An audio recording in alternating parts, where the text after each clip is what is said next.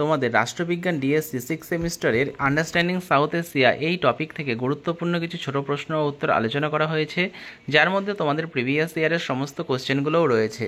তোমরা যারা ভিডিওটা দেখোনি তোমরা 6 সেমিস্টার এনইপি প্লেলিস্ট চেক করতে পারো, আর তারপরের থেকে তোমাদের প্রশ্ন উত্তরগুলো দেখে নাও। আর তোমরা যারা মনে করছো এই পিডিএফ কপিটা সংগ্রহ করবে, এর মধ্যে তোমরা সমস্ত ছোট প্রশ্ন বড় প্রশ্ন উত্তর সহ পেয়ে যাবে।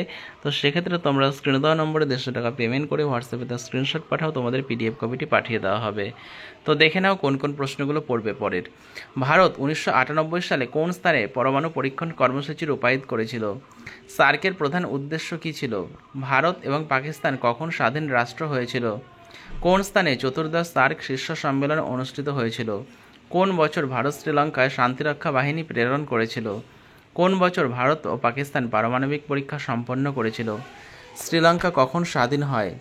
প্রথম সার্ক শীর্ষ সম্মেলন কোথায় অনুষ্ঠিত হয়েছিল? সার্ক কখন গঠিত হয়েছিল? কোন বছর মালদ্বীপে বহুদলীয় ব্যবস্থা প্রবর্তন হয়েছিল? কোন স্থানে পঞ্চদশ সার্ক শীর্ষ সম্মেলন অনুষ্ঠিত হয়েছিল? কোন ভারতীয় প্রধানমন্ত্রী লাহোর বাসযাত্রা করেছিলেন? সার্কের মোট সদস্য সংখ্যা কত? সাপটা কখন আনুষ্ঠানিকভাবে আত্মপ্রকাশ করে? কার্গিল যুদ্ধ কখন সংঘটিত হয়েছিল? সিমলা চুক্তি কখন সম্পাদিত হয়?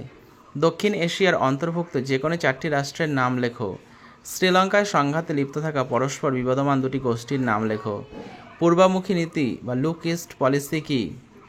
পাকিস্তান ভারতের পরমাণু পরীক্ষার ক্ষেত্রে কী প্রকার প্রতিক্রিয়া ব্যক্ত করেছিল?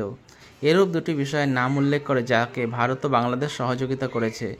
ভারত ও নেপালের মধ্যে বিশেষ সম্পর্ক আছে বলে তুমি মনে করো কিভাবে?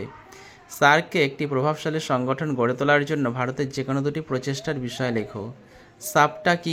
সাপটা বলতে কি বোঝায়? এলটিটিই এর অর্থ লেখো। রাজতন্ত্রের পর নেপাল কিভাবে গণতন্ত্র পুনরুদ্ধার করা হয়েছিল? ভারত ও পাকিস্তানের মধ্যে দ্বন্দ্বের যে কোনো দুটি ক্ষেত্র বিষয়ে লেখো। 1998 সালে ডিসেম্বরে মুক্ত বাণিজ্য চুক্তির অন্তর্ভুক্ত হওয়া দেশসমূহের নাম লেখো। সার্কের দুটি পর্যবেক্ষক রাষ্ট্রের নাম লেখো। সার্কের সদস্যদের নাম লেখো। ফারাক্কা চুক্তিতে স্বাক্ষরকারী দেশ দুটির নাম লেখো। ভারতের দক্ষিণ দিকে অবস্থিত সার্কের যে কোনো দুটি দেশের নাম লেখো। তাশখান্দ চুক্তির তাৎপর্য লেখো। ভারত ও বাংলাদেশের মধ্যে সহযোগিতা ও সংঘাতের একটি করে ক্ষেত্র উল্লেখ করো। স্থায়ী গণতন্ত্র প্রতিষ্ঠায় পাকিস্তানের ব্যর্থতার দুটি কারণ লেখো। সার্কের যে কোনো দুটি উদ্দেশ্য উল্লেখ করো। ভারতের উত্তরে অবস্থিত সার্কের দুটি সদস্য রাষ্ট্রের নাম লেখো। সিমলা চুক্তি কাদের মধ্যে স্বাক্ষরিত হয়েছিল?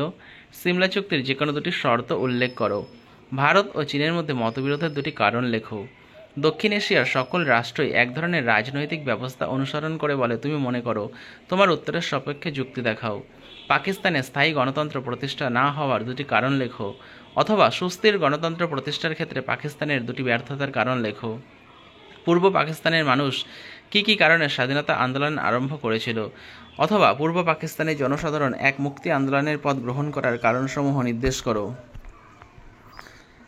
বাংলাদেশের সঙ্গে ভারতের সহযোগিতা এবং সংঘাতের দুটি দিক উল্লেখ করো। ভারত ও শ্রীলঙ্কার মধ্যে সম্পর্কের জটিলতাসমূহ নির্দেশ করো। সার্ক গঠনের মূল কারণগুলি কী কী? বর্তমানে রাজনৈতিক পরিস্থিতিতে শ্রীলঙ্কার অবস্থান পরীক্ষা করো। বাংলাদেশের স্বাধীনতা লাভে ভারত কিভাবে সহায়তা করেছিল? পঞ্চশীল নীতি বিষয়ে একটি টিকা লেখো। ভারত ও নেপালের মধ্যে পার্থক্য লেখো। 2001 সালের আগ্রা শীর্ষ সম্মেলন সম্পর্কে একটি সংক্ষিপ্ত টিকা লেখো। সামরিক শাসন ও গণতন্ত্র পাকিস্তানের ক্ষেত্রে একই মুদ্রার এপিঠ-ওপিঠ ব্যাখ্যা করো। পাকিস্তানের সঙ্গে নদী জল বন্টন সমস্যা আলোচনা করো। ভারত হলো নেপালের সাহায্যদানের এক বৃহত্তম রাষ্ট্র, সত্যাসত্য প্রমাণ করো। দক্ষিণ এশিয়া বলতে কী বোঝায়? সার্কের নীতিসমূহ উল্লেখ করো। সিমলা চুক্তি বিষয়ে একটি সংক্ষিপ্ত টিকা লেখো। এই চুক্তির প্রধান শর্তগুলি কী কী? তোমরা এই প্রশ্নগুলো পরীক্ষায় পড়ে এর মধ্যে থেকে তোমরা পরীক্ষায় অবশ্যই কমন পাবে। আর যারা তোমরা এই সম্পূর্ণ পিডিএফ কপিতে ছোট প্রশ্ন বড় প্রশ্ন উত্তর সহ সংগ্রহ করতে চাইছো, তোমরা স্ক্রিনে দেওয়া নম্বরে 150 টাকা পেমেন্ট করে হোয়াটসঅ্যাপে তার স্ক্রিনশট পাঠাও, তোমাদের সম্পূর্ণ পিডিএফ কপিটি পাঠিয়ে দেওয়া হবে। এছাড়াও অন্যান্য বাংলা, ইংরেজি, ইতিহাস, ভূগোল, রাষ্ট্রবিজ্ঞান, শিক্ষাবিজ্ঞান, দর্শন এই সমস্ত বিষয়ে ডিএসসি, এসএসসি, জিই পেপারের সাজেশনের জন্য তোমরা স্ক্রিনে দেওয়া নম্বরে যোগাযোগ করতে পারো। তো ভিডিওটা ভালো লাগলে ভিডিওটা অবশ্যই লাইক করবে, চ্যানেলে নতুন হলে চ্যানেলটা সাবস্ক্রাইব করে দেবে এরকমই ভিডিও পাওয়ার জন্য। তো ভিডিওটা শেষ পর্যন্ত দেখার জন্য তোমাদের অসংখ্য ধন্যবাদ।